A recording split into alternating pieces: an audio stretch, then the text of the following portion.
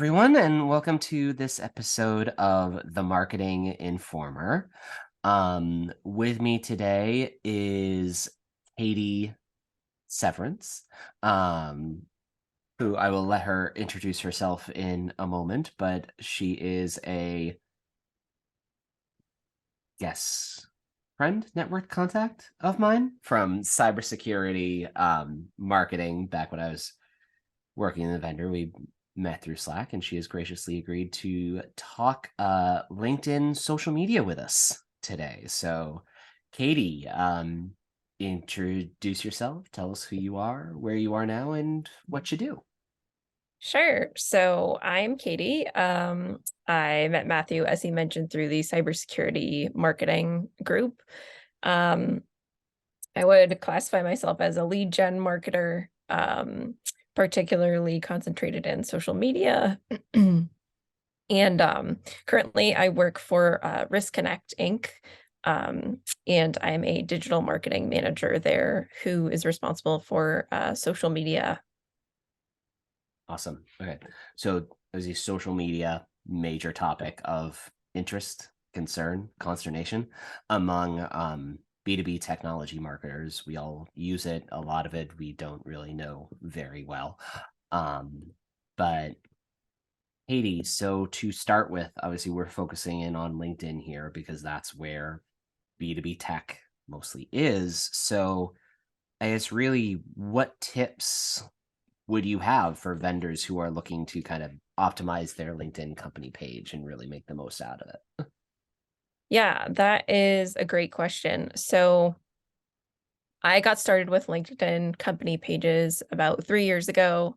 Um, I feel like in that 3 years, they have kind of changed and transformed a lot. So, for example, recently LinkedIn added an option where company pages can actually schedule posts natively on the platform, which is amazing. Um, so you, for example, I like to think of a founder brand who maybe can't afford to pay for a scheduling tool. So now they have the option to, I like to think, perhaps go on vacation and still have social posts going out, which is amazing, right? Because it allows you to have good consistency without always having to have a person there. And of course, you should be kind of monitoring posts and things like that still. But, I think that's a really cool option that they've added. And then the other thing that I would say is that companies really should be posting when they're at live events. Those posts tend to do really well.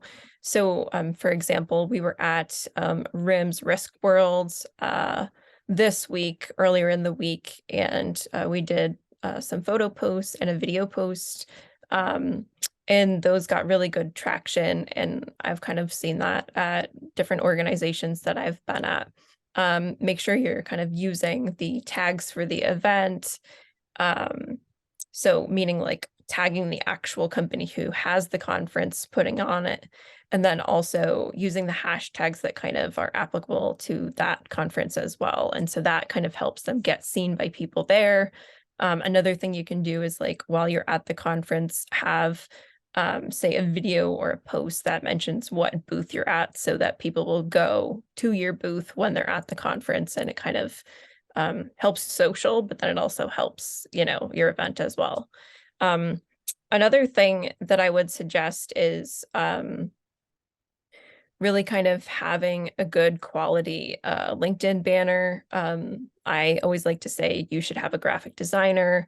For founder brands, it's fine to work with like a freelance designer, but make sure you're not kind of cobbling something together, because I think having a strong, good quality banner really helps establish you as a brand and establish kind of your logo and what your branding colors are. Okay. Uh, and then the other thing that I have seen is like some company pages where their titles are just like super long. You want to try and avoid that.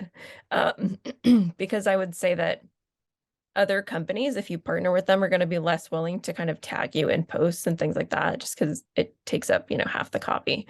Um, so I guess beyond that, I would say it's really important to make sure that you are actively kind of monitoring comments and tags that you get on your page.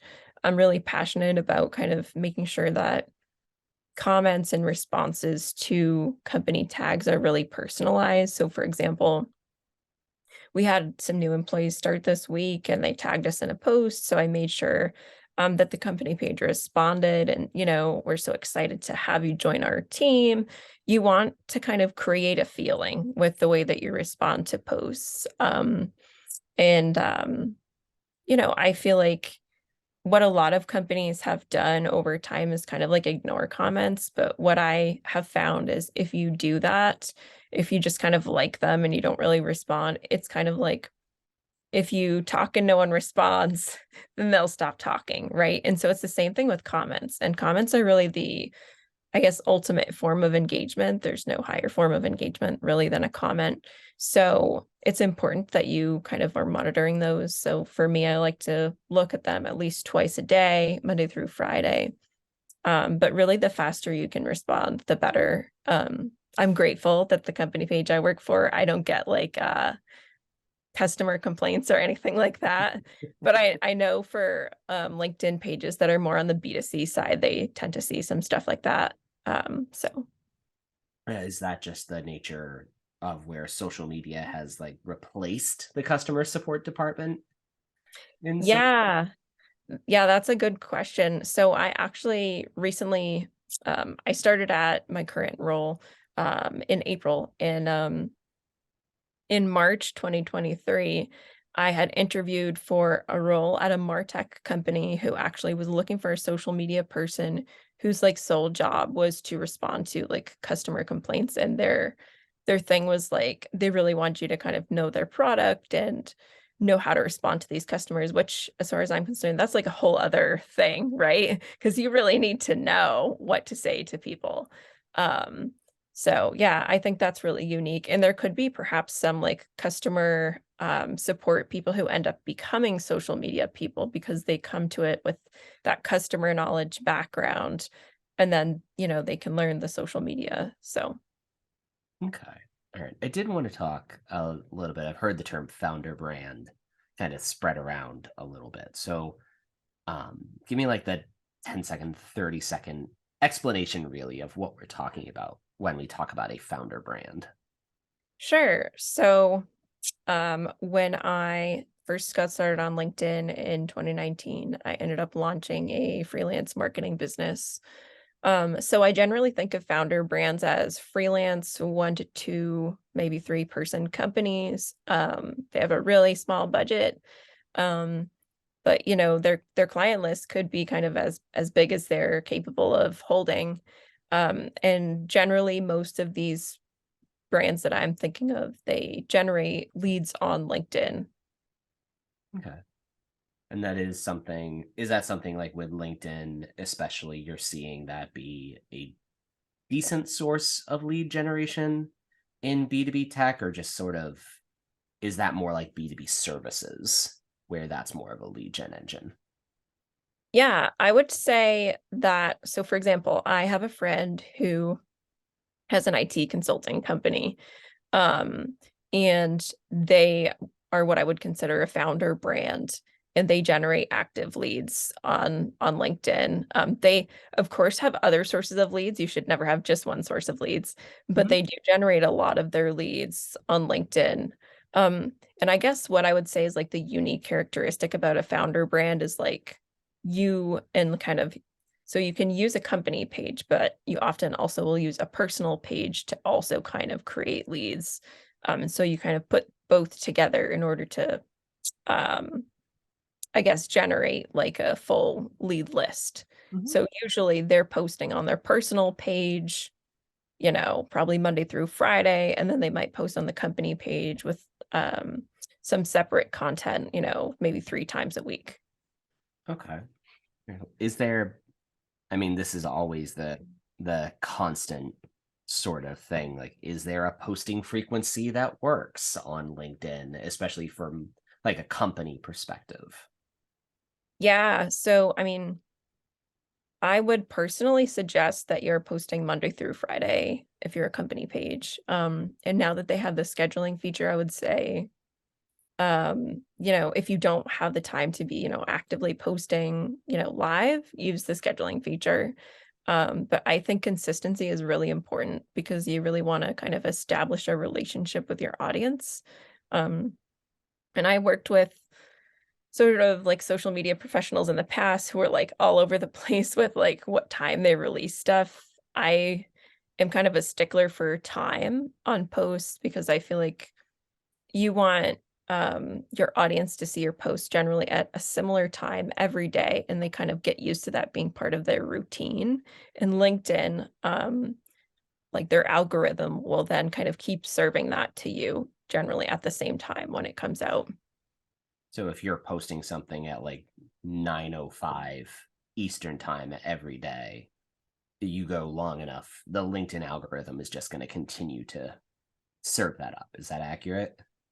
Yeah, that's what I would say. So some time frames that I like, and it's different for everyone. So it's different sometimes for a company page versus a personal page. But I generally like the 8 or 9 a.m. time. And we're talking Eastern time. And then also noon.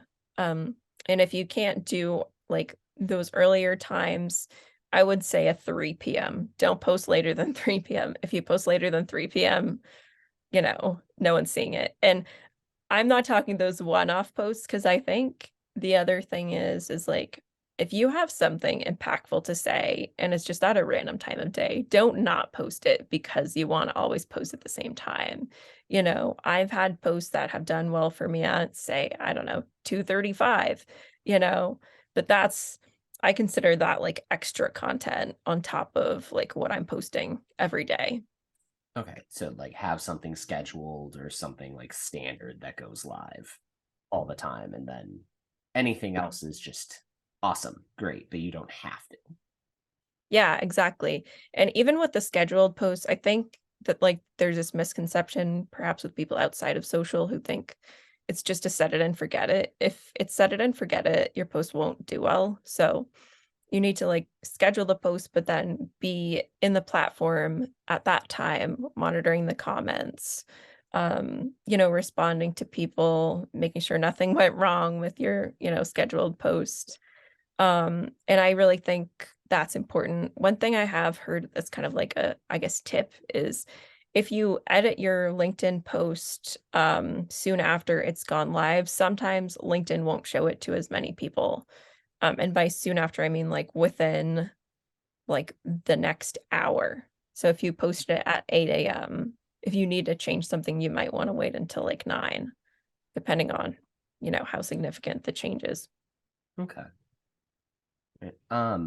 You'd mentioned something where you should always like go back and respond to comments as the company page, like to show interaction and community building.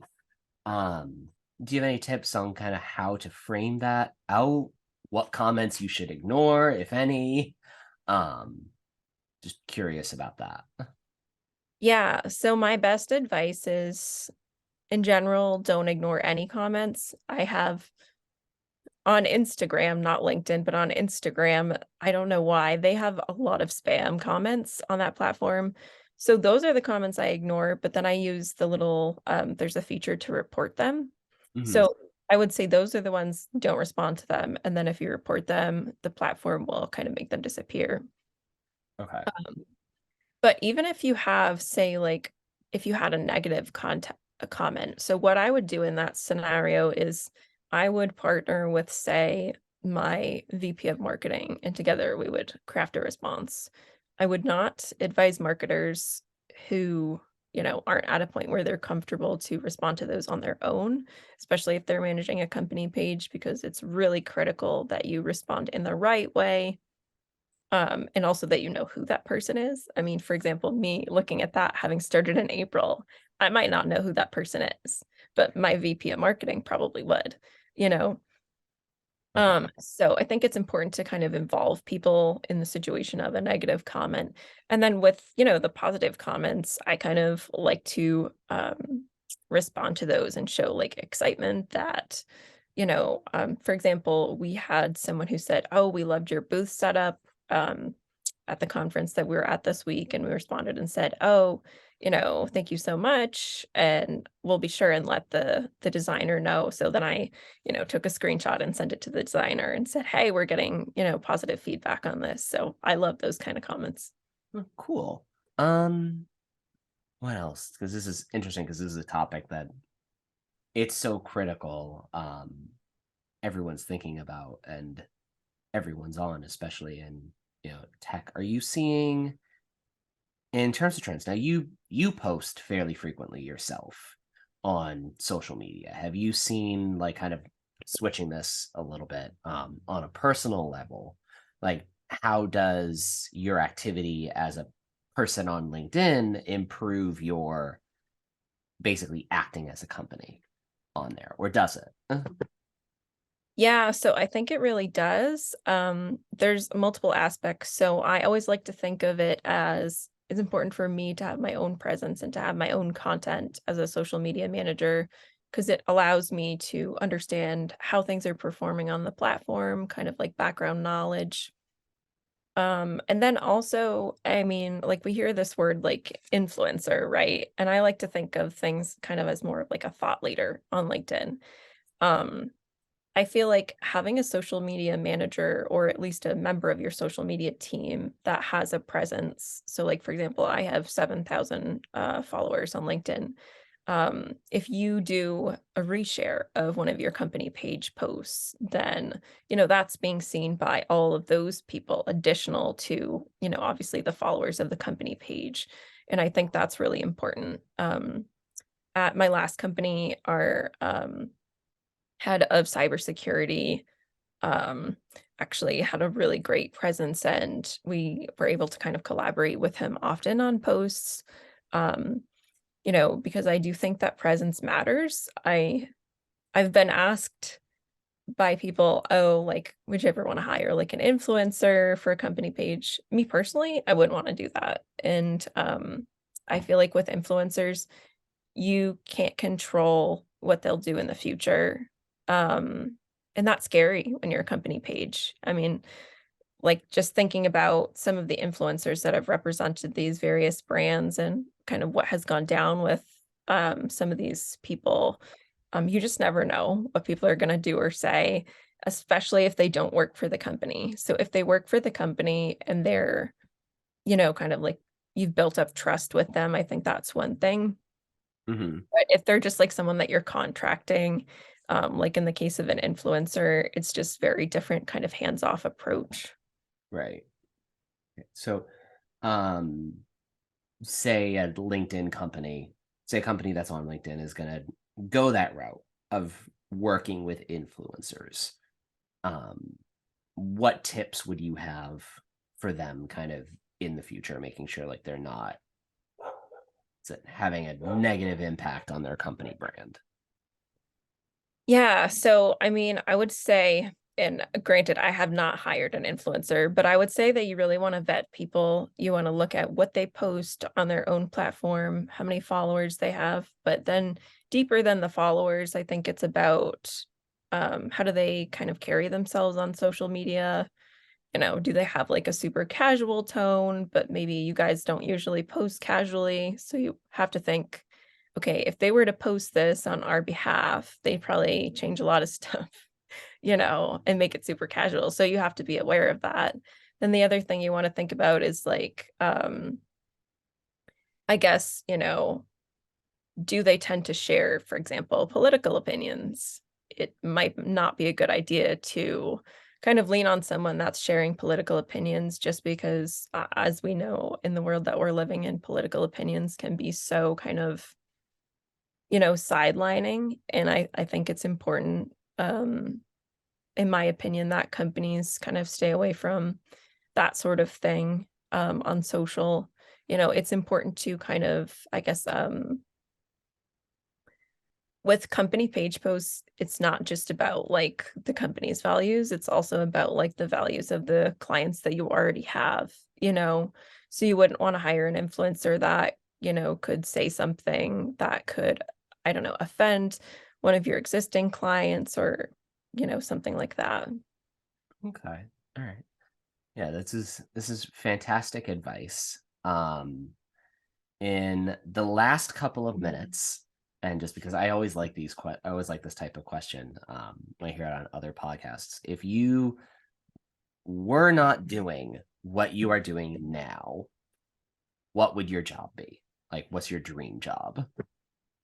I would say, believe it or not, like managing social media is my dream job. I my background is that I went to college to be a journalist. I kind of did journalism for a while and it was really interesting, but I did find that um the industry can be still kind of outdated and there's a lot of challenges kind of that they're facing in the news industry right now with the move to digital and all of that. And so I actually worked in insurance for most of my career, and that is kind of how I ended up forging a path to marketing. And I found that writing marketing copy just kind of suits me so well. As my partner likes to say, I could sell a pen to Staples. Yes. Um, yeah, and you know, I learned so much in my freelance journey that has served me really well as a social media marketer, kind of in the 9 to 5 world. Awesome. Well, Katie, thank you so much for joining me today. I do appreciate it.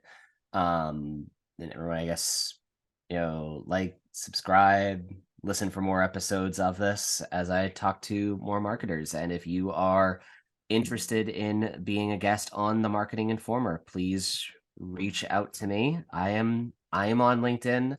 I will include Katie's LinkedIn if she's okay with people following her. So you can learn from her fantastic work. Great. Thank you so much.